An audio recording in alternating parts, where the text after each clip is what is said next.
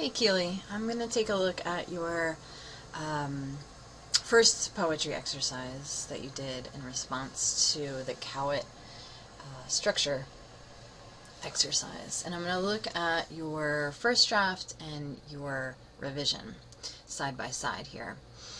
I'm going to start out, I'm going to read both of them out loud, and we'll take a moment to listen and to see what you've done, what you've changed, and what you have left to do to work on this. So I'll start out with the first draft. When I dream of my father, he never speaks, or more pointedly, I can never hear him. We see each other in his hospital room, my childhood home, at the edge of the Gulf, bright and windswept and open. His mouth moves, his eyes tell me his message, and still I never hear his words, the way his lost his voice in life. The tumor, the size of a softball, pressed against the curve of his throat. I promised to visit him again when he was well, and never heard him again. And now for the revision. Terminal. When I dream of my father, he never speaks, or more pointedly, his words are lost.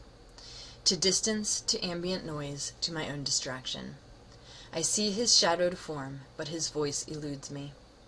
An echo of our real conversations, bridged with phone lines, as we breath into the silence once we've run out of words. Neither of us willing to end the call, but nothing more to say. I see him in my dreams as he was, elbow deep in the rows of crooked carrots, a hand-rolled cigarette hanging from his lips, or backlit against the Gulf, calm and warm and open. In his hospital room, he communicated with me in hand signals and written messages as his tumor, swollen to the size of a softball, pressed against the curve of his throat, stole his words. When I dream of my father, he never speaks, or more pointedly, his words are lost, to distance, to ambient noise, to my own distraction. I see his shadowed form, but his voice eludes me. Okay, so this is a tough subject, it seems like, to write about, emotional subject, and you keep a good tone with it. It's sort of a somewhat of a removed tone, I think. It's observational, and I think that's hard to do with stuff like this, so I think that's a really good job. I think that that you started with this exercise, and you have in your revision you have this frame of the first and the last stanza, those 4 lines. I think also in between the first draft and the revision that, and maybe it is that repetition of that stanza, as well as, it's been expanded, that the first one is a bit more pointed, more direct. And the second one, I feel like there's some layers that aren't necessarily helping your poem get its message across. When I look at that first stanza, when I dream of my father, he never speaks, or more pointedly, his words are lost, to distance, to ambient noise, to my own distraction. I see his shadowed form, but his voice eludes me. That last line, I see his shadowed form, but his voice eludes me, it's almost echoing what I'm thinking as a reader. This opening and the closing are abstract. They are not offering me a concrete image. And in fact, you introduce your father in a dream, but then that image of a dream drops away, that idea of a dream. I think that this poem might be better served if you really just jump right into the story. And I see that happening here in the third stanza. I see him in dreams as he was, elbow deep in rows of crooked carrots, a hand-rolled cigarette hanging from his lips, or backlit against the Gulf, calm and warm and open. This stanza is amazingly good. It's so clear. I see this image. The details that you've chosen, the row of crooked carrots, the hand-rolled cigarette, and the calm, warm, and open that can describe both the water as well as the father. Maybe it is or maybe it isn't. It's somewhat ambiguous, but that is, a nice way to let the reader have these multiple readings and multiple layers. This is where I see your poem actually starting. And, when we listen to this, and actually you do have here again in my dreams. But I don't know, the dream thing just throws me off, honestly. I don't see it as helping you get your get your point across. It's kind of undermining and sort of saying, well, there's this other realm where I exist in consciousness, and it's just it's sort of hard to explain, but the dream thing for me isn't quite working. I feel like you can just be more direct. I see him as he was, elbow deep in rows of crooked carrots, a hand-rolled cigarette hanging from his lips or backlit against the gulf, calm and warm and open. In his hospital room, he communicated with me in hand signals and written messages as his tumor, swollen to the size of a softball and pressed against the curve of his throat, stole his words. Those two stanzas right there are your poem. You get everything across right there that you need to.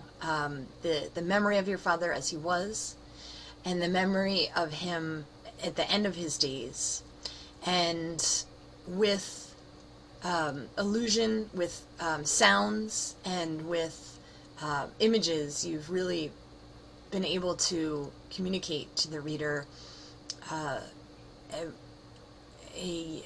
a level of emotion that you can't come out and just say, like, I have these memories of my dad, but but then he got sick and it made me sad or whatever. Instead of like going into all that, you really distill it into these two stanzas. So for me, these two stanzas are your poem right here.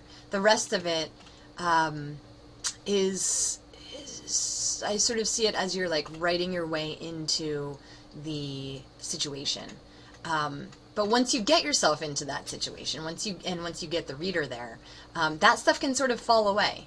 And you're left, what you want to do with your final revisions of your poems is to make sure that you have this really, that you have just what you need. You don't have extra or things that are going to actually undermine what you're trying to say or undo what you've done here. So, honestly, when I read these first two stanzas, my mind doesn't see anything. There's no imagery done here. There's like the idea of the phone conversation and the breath going across the lines because there's no words. And there is a poignancy to that idea that even when he did have his voice, there was still an end to hearing him speak.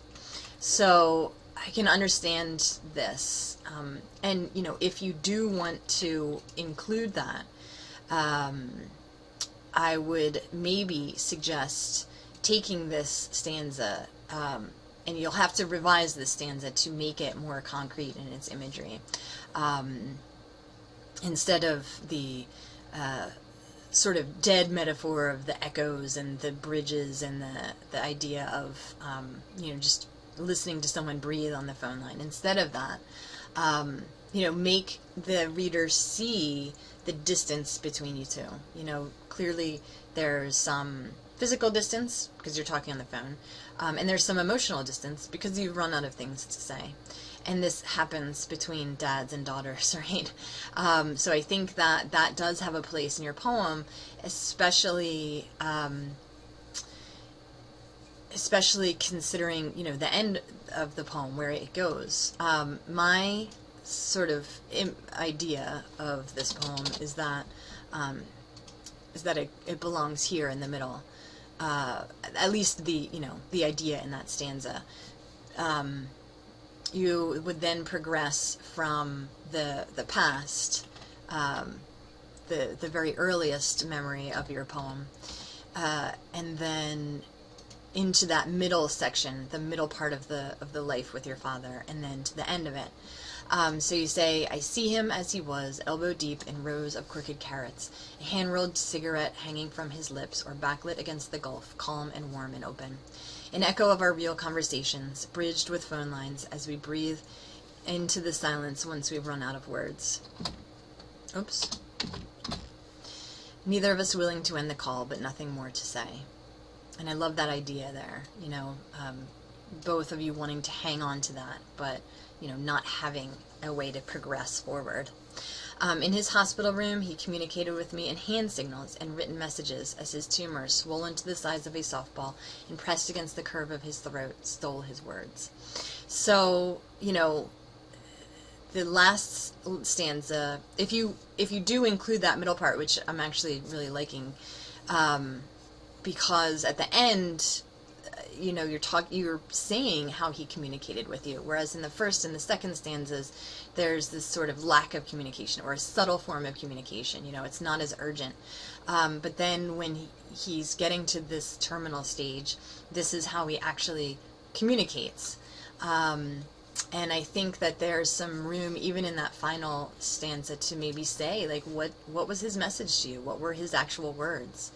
And then I think that I don't know if you intended this, but the sounds here at the end, hospital, signals, messages, swollen, size, softball, pressed, stole, all these soft, S-ing, sibilant sounds really serve to set a nice tone there, a nice quiet sort of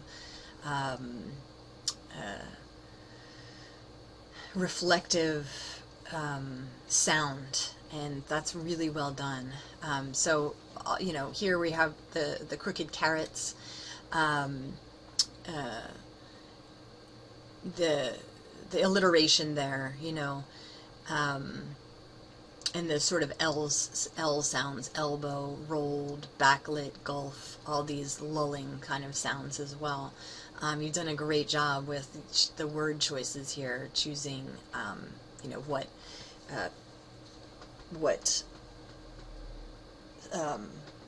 sonics that you're going for.